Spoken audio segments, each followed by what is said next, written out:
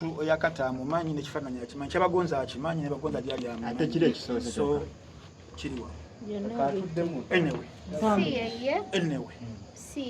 si ye omuyimbi ekikoze n'omuntu ekikola si muyimbi bannange singa abadde muyimbi nandibawaddeyo hint ya naye gwe tunoonya si muyimbi yes okuddamu ekibuuzo how can young girls avoid this happening? First of all, insha birthday yange n'ekirala tuli mu nanti tutandika nkyo ekikolako. That's why I'm talking about it. Yes, ngenda tandikawo nze nga nze ne management yange n'obuyambi ku balala babadde abansupportinga NGO ekwatagana ku bintu bwebiti protecting a girl child from blackmail and being harassed nga nyambisiddwako abantu abalala nammwe kino kirango if you can help or you have something to add on to this, any kind of support, please come on board. You're welcome.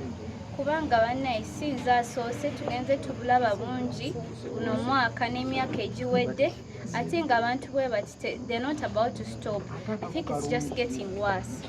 So twetaagawo ebitongole abantu to create awareness to avoid such things from happening again. Naye nga the piece of advice I can give to like a girl child like me is to not trust anyone and to not trust anyone with such content, or however much you're in love with anyone, please avoid this. You can do it physically, but I don't even know. But also for people to we just need awareness in our country, Uganda. Kubanga ebweru eyo amateeka makakali nnyo, like n'omuntu tasobola kumala gakikola. Amateeka makakali nnyo, abantu basomye bali bamanyi okubassaamu ekitiibwa, bawa rights z'abannaabwe ekitiibwa. So awareness just twetaaga ffe nga Bannayuganda okusaasanya awareness, like abantu tweseemu ekitiibwa kubanga si musango. First of all, me okwekwata akatambi of which sakwekwata naye okwekwata akatambi ako nekatereka is my right, because I'm positive about my body. It's also body positivity. Kubanga waliwo abantu body shaming, simanyi wakyogera mu Luganda, waliwo abantu body shaming abakazi, like nogama munene, maybe tafaanana bulungi, naye omuntu bw'aba ali positive about the body. I mean, you have a right to film whatever you want with yourself. The problem is it getting out. So also n'abasajja abagala otuswaza maybe otulabisa, that's like wrong. You're body shaming me, you're body shaming a woman, which like abasajja abaami abasajja abalenzi nabo beetaaga okusomesebwa, like awareness to not body shame, to not blackmail, like to support us women. Yes, which is I've also seen some certain screenshot going around. All I can tell you is that, first of all, okubanga ndi mupya mu industry nga I'm doing well nga sinaweza mwaka, fame, success in every business comes with many enemies and many challenges. So these are some of the challenges. Not everyone is happy for me, not everyone is supporting me. They want to see me go down. First of all, those screenshots that have been going around about money I charge for whatever is not true. It was made up, totally made up.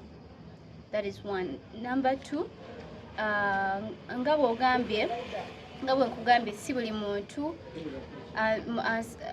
supportinga everyone ne buli business bw'oba oli mukola bulungi si buli muntu akusanyukirako abantu baba bagakujja baba bakulwanyisa so be bamu abo abanwanyisa naye kyokuddamu ku ky'omuyimbi John Black management yamutuukirira ne bamubuuza n'agamba si yekiteekayo kubanga tulina wamu ne kolabo era tulina wamu enkolagana ennungi wabula oyo omuntu ekipostinga just muntu akwata Twitter naziteekawo blue tick like na creating ebintu kyaka oyo ye content weye amukolera naye for as far as I know we are friends yavaayo naye nyonyako n'agamba si yeye.